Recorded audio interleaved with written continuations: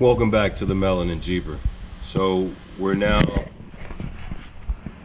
focusing on the 2007 Jeep JK. I got a lot of backstory, but I'll give you the backstory as we're working. However, I've got the clutch put in here, transmission bolted back up. I took it for a test drive, and this back wheel is locking up.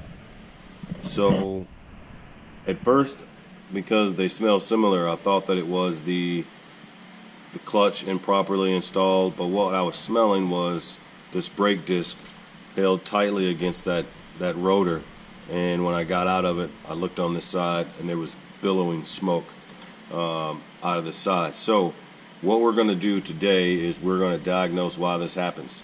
So although you can't tell it, this is a new caliper bracket. This had happened before, so I rebuilt the caliper. Now, one of the things I ordered was a new hose. This is the only piece that hadn't been replaced on these back brakes. That being said, the reason that I didn't do it was because right there is where that brake line ties into the rubber hose. And when I turn that, this brake line also moves, and what I don't want to do is I don't want to break the brake line. And it appears as though, you can't see it, but it appears as though, let's see if we can try to get in there, that it's painted on. So I'm going to get some paint remover, let it set on there for a couple of minutes, hit it with a wire brush, see if we can't knock that thing loose. Throw some WD-40 on it, see if we can start rocking and rolling. But we're going to do a test first, just to make sure that it's not the caliper malfunctioning again, and we may need to get a new caliper, or if it's actually the hose has met the end of its usefulness. So let me go get some paint remover, and then I'll be right back with you. All right, here we go. Oddly enough, I could not find any paint remover in my closet over there, so just gonna hit it with this wire brush and see if it'll get enough of it away to want to start turning it. It looks like I'm making a little bit of progress here. Interesting is that this right here turns freely, so it's not rusted or anything in there. Surprisingly though, not rusted. So I keep picking at this and see if I can't get at least to a comfortable point to try again backing that off. Okay, let me show you what I'm talking about here. So you can look ever so slightly. I know this is not the correct wrench to use, but it's the right size. I believe it's a 12 millimeter. But if you look and you see that turning, I believe if I go too hard, it's just gonna twist that thing up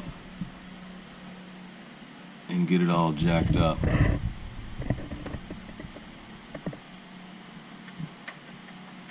But if you see down here, it's moving rather freely.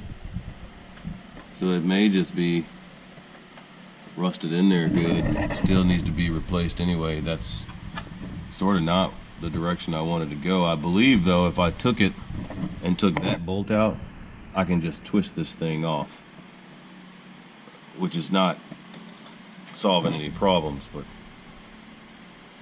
it will prevent me from having to go to the parts store and buy another brake line for the rear. So let me see if I can start there, and then maybe we can work something out.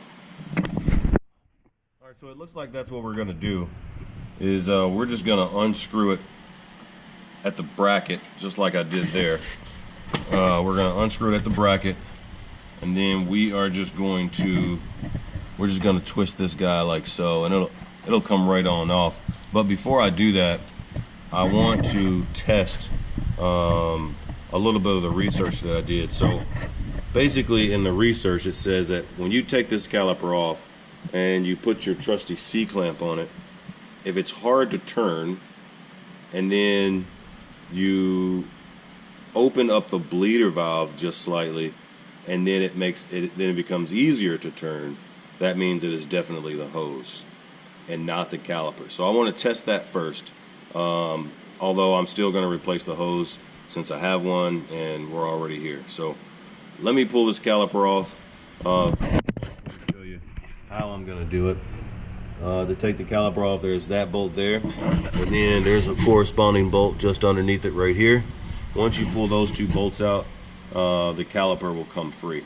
If we were just doing a simple brake job, I would only take the bottom bolt out and loosen the top and just swing this thing up.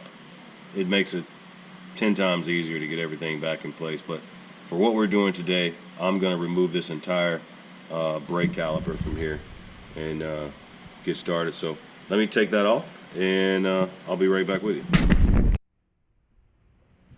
So for this particular one, it's a 14 millimeter, and let's see here. It's a 14 millimeter, and I don't believe that that is the standard size. And I say that because when I had to buy this new bracket, it came with its own bolts. And one of the reasons I replaced the bracket is because when I went to take it was so rusted back here, when I went to take the caliper off, one of the nuts, one of the slides was so rusted on the inside of this thing, it just broke off and it wouldn't come out. So, I mean, there's a number of ways I could have gotten it out, but you don't really want to go back and put new stuff on stuff that's jacked up like that. So while you might see the Melon and Jeeper do some questionable things, that when it comes to brakes, I'll try not to be as questionable. So might have to go get a bigger screwdriver, maybe not. Oh, maybe so. That should come right off. Alright, so here's what we're looking at right here. What I'm going to do now, you always want to hang this thing up when you're working with it. What I'm going to do now is I'm going to grab my trusty C-clamp and see how easy it is to push this back.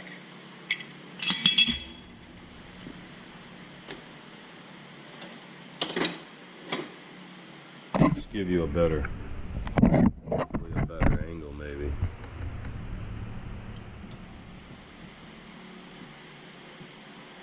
Okay, maybe a little better. I don't know.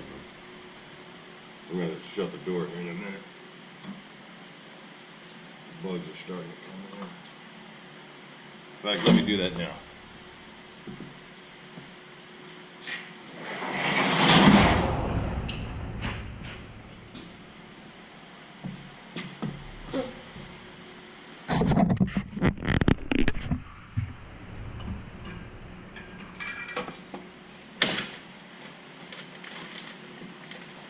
Alright, maybe that's better, but if you've ever done brakes before, you'll get the gist of what I'm doing. If you've never done brakes before, it's probably in the video to start with.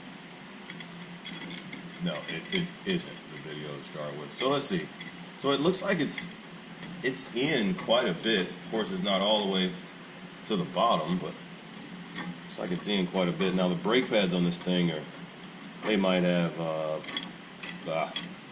2,000 or 3,000 miles on them. So they're still fairly good. I'll let you get a peek at them if I remember. Alright, so let's see. Oh, you can get a good bite there. Alright, let's see what we got.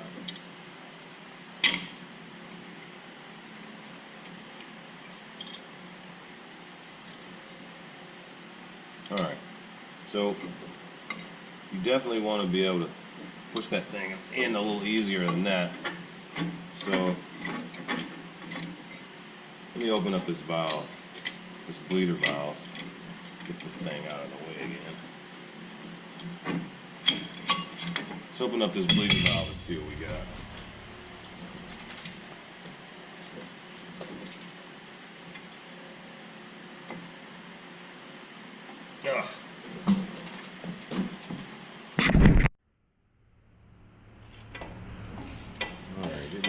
valve open.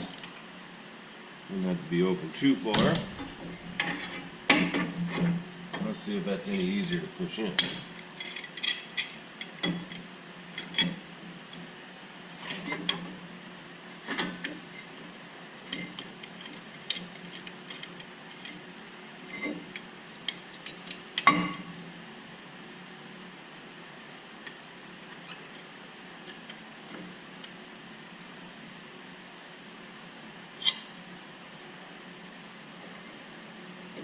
Yeah, it is a little easier. Still not as easy as it should be.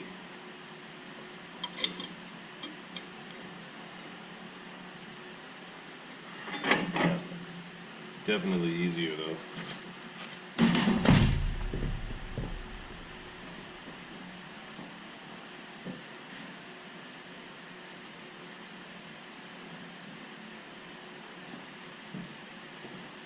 Forgot to tell you that you should probably open up the cap on the reservoir to your master cylinder.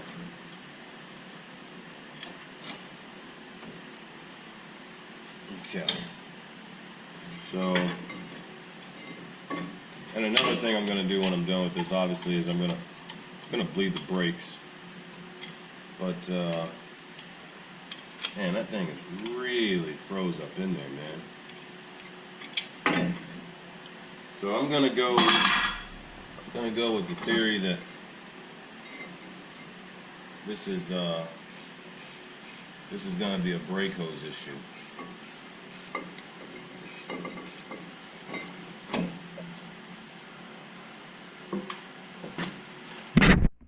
Okay.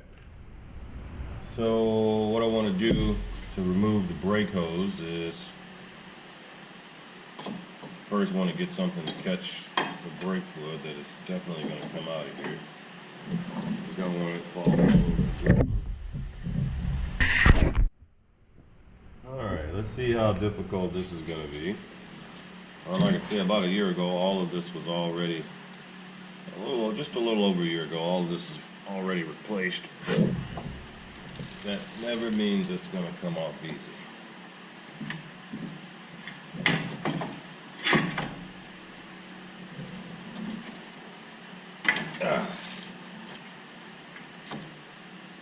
Wasn't too bad, but all this stuff is really rusted back here. You can't see it off camera, but I have a cup down here to catch this. We're gonna get a little spillage, but make sure to get some floor sweep down there. Now, the new hoses come with these new copper gaskets. But just in case, you never just want to discard them before you're done with doing what you're doing. Let's get that bolt all the way out. We're going to set it there so we'll lose it later. And we're going to let that drip down in the cup, even though it's going to be aiming toward the top. This is how I want to, can you see this? So this is how I want to take this top part off to kind of save me heartache of having to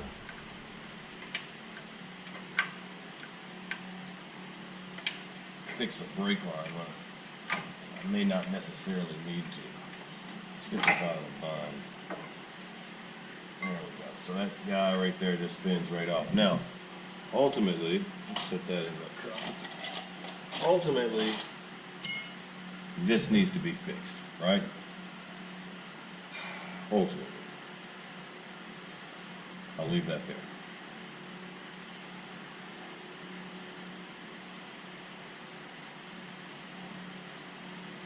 So we're going to get the one for the passenger side, because we're on the passenger side right now. So I didn't remember to tell you. Now here are the new ones. You need both of those. If you don't use those, you're never going to stop. Ever going to stop. All right. So I think I just want to take this and just screw it right back onto here.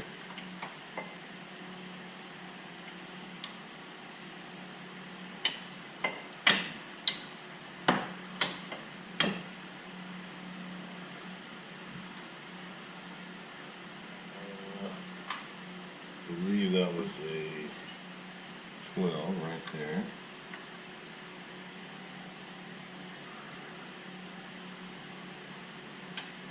Well, here's a problem I thought I was going to run into. I did. I need to get this thing turned all the way back around to where that catch will fit back in that slot. Let me jack around with that and get back with you. All right, I was able to get that thing turned back around. Some off-camera magic. Let's see how it works. Benjamin, please. Just stop the video. All right, I got my helpers in here with me. Benjamin and Lillian. Benjamin and Lillian, that's right. My two favorite helpers. Two of my favorite helpers. All right, so I'm going to go ahead and put these copper washers back on and do the reverse of what I did here. Set that on there, nice and pretty, like so. Get everything bolted back together, bleed the brakes, and see what happens. Okay, so what it appears is that this right here needs to move. And I thought that my little off-camera trick worked, but it didn't. So I'm gonna keep trying to take this out of the shadow there. I'm gonna keep trying to take this this end, and what I want to do is I want to push it up to this stuff right here is like some sort of, like, I don't know, some cheap undercoating. And what has happened is that cheap undercoating has got down inside of there. So I think I may end up having to get a new one. I'm trying to avoid that at all costs. But I may end up having to get at least a new line to go from here to here with a compression fitting. But I'm just thinking about that now. I don't want to do it. It's not in my cards right now. But it looks like if I can't get this to smash up and start to get the rest of that garbage off of there, this isn't going to work. So let me keep jacking with it, and we'll see what happens. Okay, so looks like I got it. So the way that I got it was I just held this bottom right here, and I found this little sweet spot in it. And I just rocked it back and forth, back and forth, back and forth like that right there, until I was able to get a bigger rock back and forth, and finally it went to turn all the way without breaking. Now, let's hope I haven't put a stress fracture in the line itself and caused myself to have the original problem. So now, you can take this little guy, and we don't want to put him in there quite yet. It's sort of been that out of shape a little bit, but it's okay. So then, I can just take this guy here and thread it in there properly. And I'll tell you what caused me, I don't know if I said this or not, but what caused me to have to go back and visit this again is when I began to bleed the brakes, it was just gushing brake fluid from right there where it wasn't tightened all the way down. So here we are going in nice and smooth. You know, it really sucks when you can't just go in and replace a part, but you gotta fix a mistake first and then go in and replace the parts. Pretty annoying. All right, let me get this screwed back in like we were before, and then I'll begin to bleed it. Okay, so we've got everything buttoned back up. I need to go through and wipe as much of this brake fluid down as I can, but we won't be able to give it a test drive until in the morning because I got a dead battery. So I'll likely end up having to replace the battery on this old Jeep, but it needs it, I'm sure. But anywho, this is it. We got a long ways to go before it's 150% roadworthy. Yeah, we got a long ways to go. So I'm gonna end here, and I'll catch back up with you tomorrow.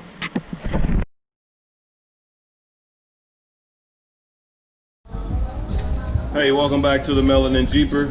Today we are going to be doing several things, but in this video we are going to be replacing all 20 lug nuts and one of the wheel studs inside of one of the wheel spacers. Let's get started. So here is one of the wheel studs that I pulled out. I couldn't barely get the lug nut off of it, so luckily I was able to, and then got it out of the wheel spacer. So here's the wheel spacer, and here is my brand new wheel stud. Just gonna drop it in there like so, and then since I don't have my press set up, I'm gonna pound away.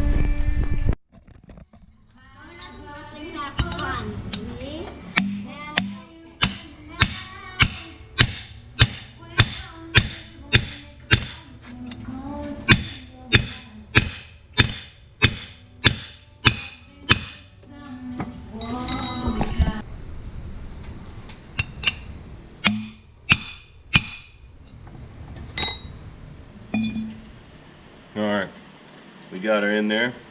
It's probably just shy from seating. So what I'll do is I'll go ahead and I'll put this back on the wheel, and then I'll seat it from there with the tire tool. Alright, since we're under here doing the lug nut project, I picked up a set of shocks for the front and the rear. I don't know if you can see those. Let me get back here a little. Either or, my shocks are in really bad shape. Since I got the tire off, shock is right over here beside me. I'll go ahead and take this one off and put the new one on. And since I have to take each of these tires off to have to take all the lug nuts off, I might as well, since I got all the lug nuts off, replace the shocks and do all the things that need to be done. So here we go. Okay, so we're gonna go ahead and get started removing the moving this top bolt here out of the shock. According to what I'm having fit on, this is a 5/8, but this whole thing is all rusted to stuff, and it's proven to be a little difficult to get out. So you see there's a bolt right here that I have the vice grips tied on so it doesn't continue to spin around and around and around. But this is not easy. It's going to take a minute to get off. Yeah. Let me heave and hoe on that thing, and I'll get back with you.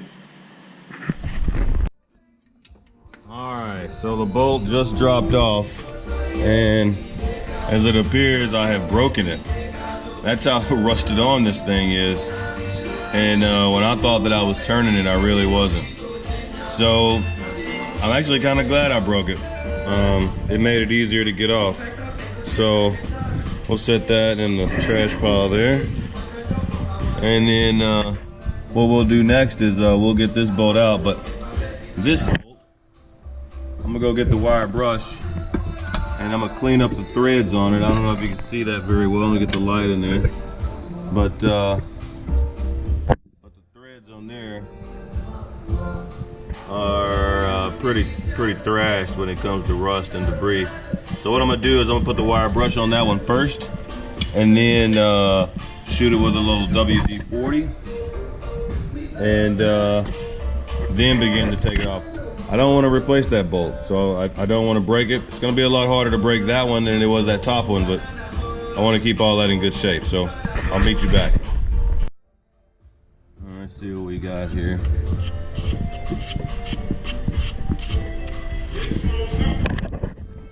I would assume that there would be some rust in there in the threads underneath the boat as well, but I can only get what I can see here. So I think that's going to be good for what I can get to right now. When I get the boat completely out, not only will I clean all the threads out, but I'll definitely put some anti-seize on there and maybe prevent a little rust and corrosion a little later. So, all right, let's put a little WD-40 on and see what we got. And there we go. Let's put a little bit on there. Go get some wrenches and see if we can get that thing off. All right, so now what I got here is two 19mm wrenches. And let's see if I can get one more out of the way than the other. All right, there we go. Hopefully I can get that one to stop. Let's see if that WD-40 and cleaning that out helps. I'm gonna say yes, because this bolt was pretty bad off, and now it's coming off pretty easily, considering. And I'll make sure I put the wire brush on this once I get the whole thing off, but I couldn't have asked for anything better than that, honestly. Not at all. So let's bring this one out of here. Just like so. Put these together. Alright. And this should slide right out of there. Just like so. So if you look there at the top where that broke off, but this whole thing should have been replaced probably even before I bought it. But throw this in the trash pile and put the new one in. I don't want to send my wrench with it. There we go. So we'll take this one, put it in the trash pile, and let's grab the other one, put it in. All right, here we go. Now we're gonna go back in. So we're gonna go back in the exact same way we took it out, except opposite, if that made any sense.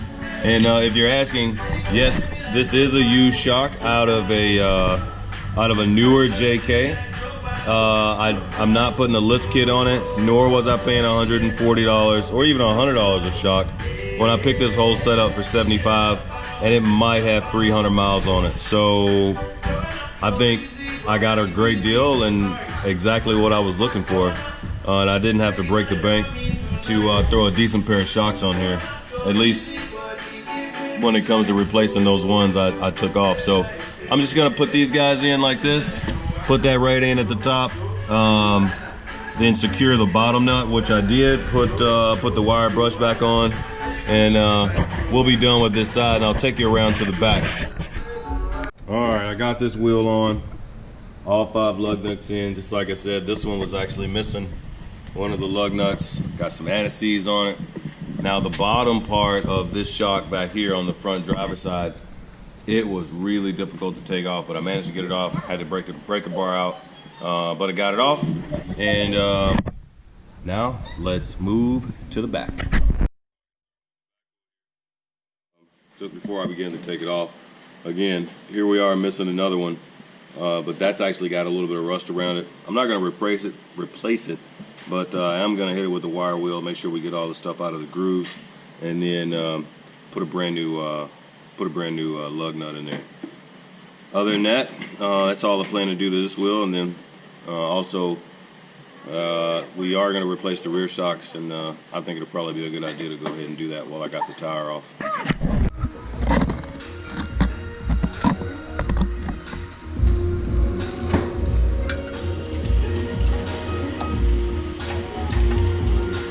These are sort of in here at an angle.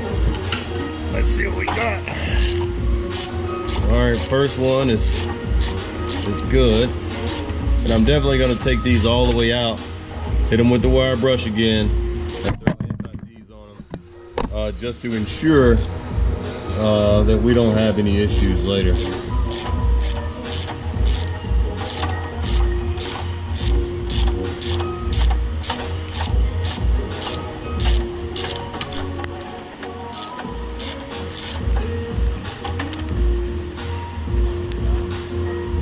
Yeah, that one came out all right. We'll still hit it with the wire brush, get it cleaned up. Let's see how the other side treats us.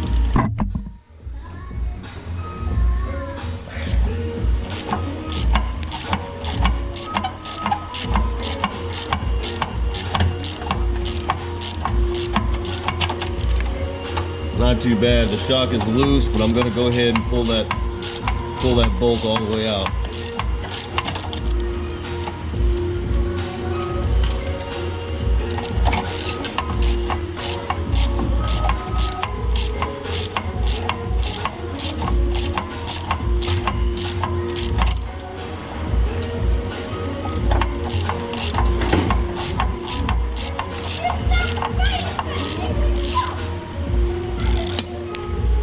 All right, yeah, this one too looks much better than I thought it was gonna look.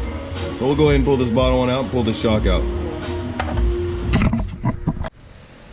Okay, I finished up all four wheels. All four wheels have 5 lug nuts on them. They all have good wheel studs. Everything is good. I changed all 4 shocks. So now the last thing we got to do to get this at least roadworthy is to flush out the brakes and put new brake fluid in and get this thing where it will stop like it is supposed to. So I'll stop the tape here and meet you back when I get everything together to bleed the brakes or flush the brakes. Okay, here we are the next day. Sorry for the wind, but I gotta have the fan on or else it'll get smeltering in here. So we're about to flush the brake system out. It's really easy to do. I've never done it before, so I think it's easy to do. But basically, let me show you what we got. If you look here, let's see. If you look here, what we have is a Powerade bottle, and we have this line going up to the bleeder valve, which I have already loosened, and so there's a little bit of fluid dropping into the valve now. So I'm gonna set you up here, and I'm gonna go and fill the reservoir to the top, make sure it's filled up to the top with brake fluid, and then I'm gonna stump on the brake pedal, and we'll see what happens.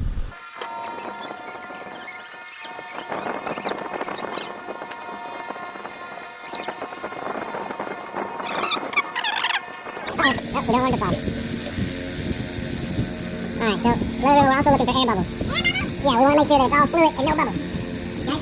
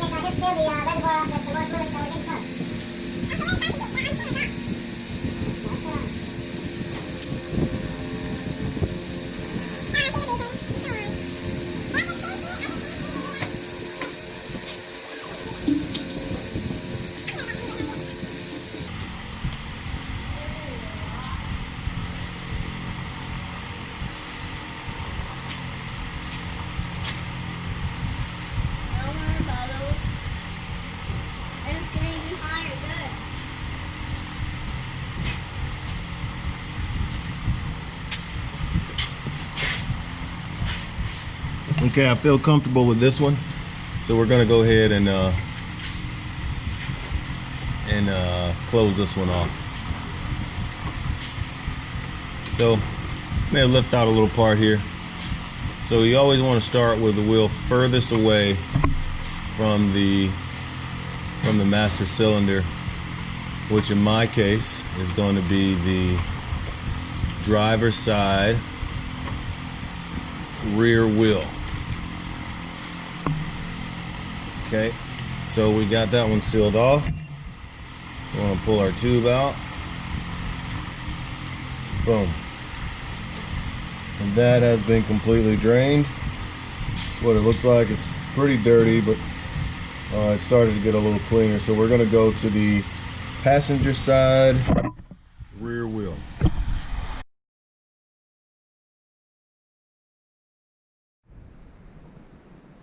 Okay, so went on a quick test drive. Probably went about 10 or 15 miles, and the rear brakes are still sticking. So as you've seen, we replaced this brake line on both sides. I wiggled this out and got it. That's the brake caliper. I did the best I could to free that up. Bled the brakes, did all the things. It didn't work. So my next step is just to replace the brake caliper, and what I'm gonna do is I've got 2 brake calipers in here, and I'm just gonna replace the brake calipers, and that should replace every brake component, at least in the rear of the Jeep, when it comes to pads, rotors, brake line. The caliper is the only thing I got left, so let's throw that on and see if it works.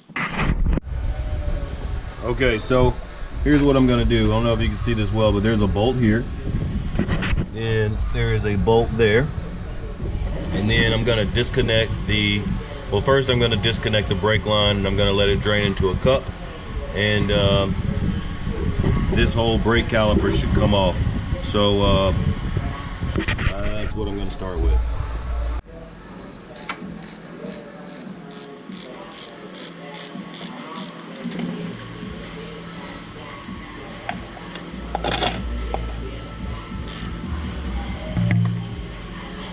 Now the new kit came with new hardware, but I'm going to save it up until there we go. We want to catch that. Don't really want it on the ground. So it came with the new copper washers, and yeah, everything you need. So let's see. I used a 15 millimeter to get that off. So I want to say these other ones are 14s.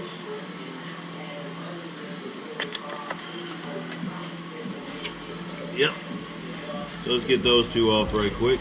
And this will slide right on off.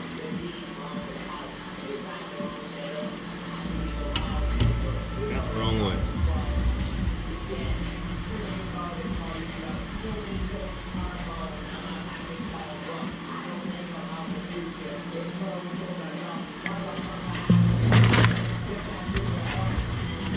Alright, let's see.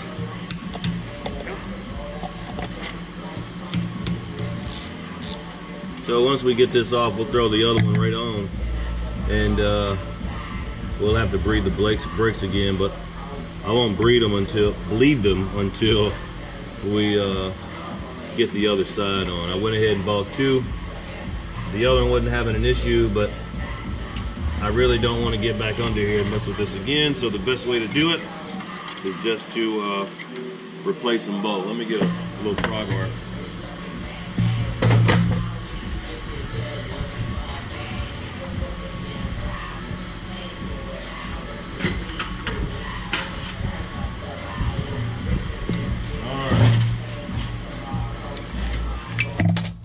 Goes.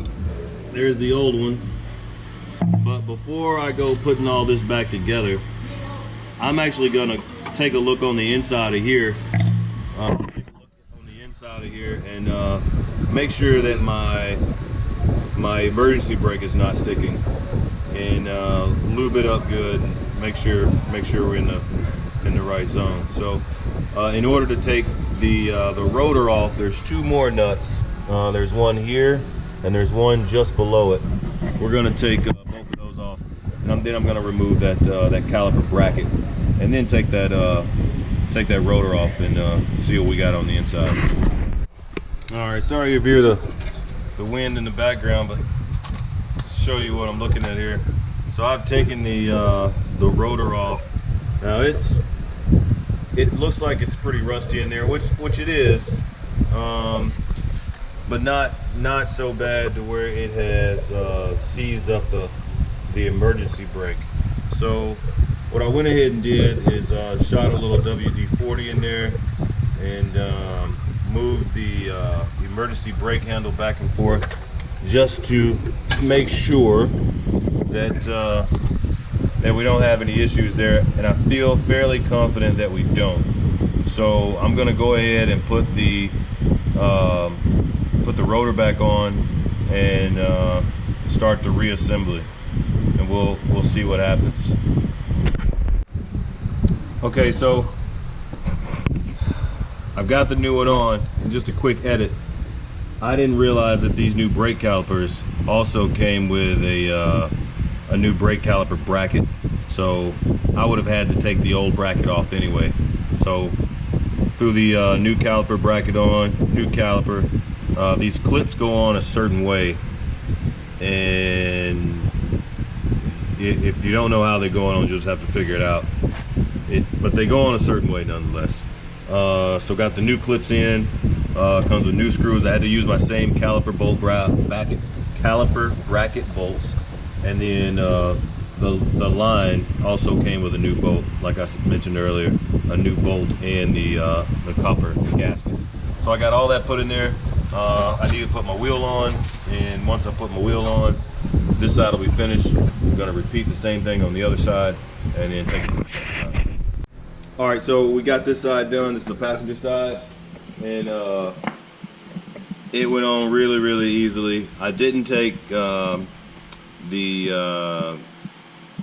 thing. I didn't take it off. I felt like the inside was moving as it should. It does turn. I have the emergency brake on, and I have it in gear so I could do some other stuff. But anyway, so it's on. I'm about to install the wheel, bleed the brakes again, and take it for a test drive. We'll see what happens. Okay, we're all done. So that was my issue. I needed to put new brake calipers on, and when I tell you that I would have argued against that off of everything I seen on YouTube, after everything I seen on the old interweb, I would have argued against it. But for what I paid for two calipers, I'm so excited that is now finished. And I'll give you well, there's no need for a walk around on the Jeep because we really hadn't done anything to it. Put the wheels and tires on there, the lug nuts, the wheel studs, the brake calipers, the brake lines. Thank you for watching. If you haven't already, please like and subscribe. I am the Melanin Jeeper. Have a good night.